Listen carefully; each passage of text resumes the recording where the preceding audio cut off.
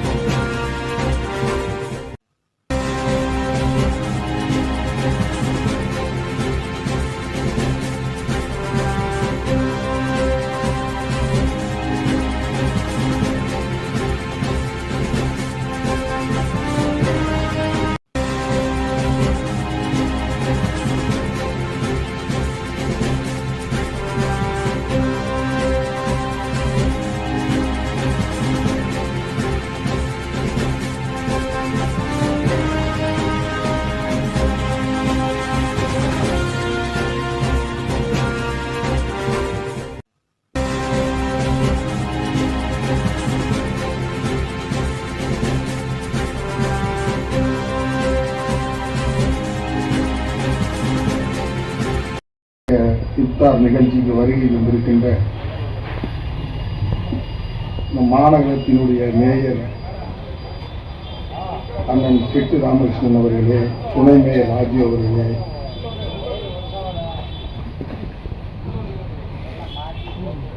விடுதலை சிறுத்தை கட்சியினுடைய நெல்லை மண்டல செயலாளர் கரிசல் சுரேஷ் அவர்களே, தமிழின சொந்தங்களே, மேடையில் அமர்ந்திருக்கின்ற அரசியல் கட்சி பொறுப்பாளர்களே, சமூக ஆர்வலர்களே, இஸ்லாமிய உறவுகளே, வணக்கம்.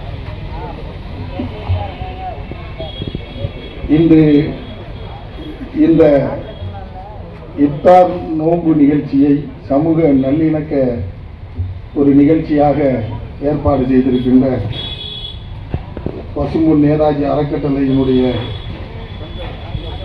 நிறுவன தலைவர் மரியாதைக்குரிய தோழர் நம்பிக்குமார் அவர்களே, முன்னிலை வைக்கின்ற அல்லாஹுதீன் அல்தாப் ஹுசைன் ரியாஜி லால் தேசா ஜும்மா பள்ளி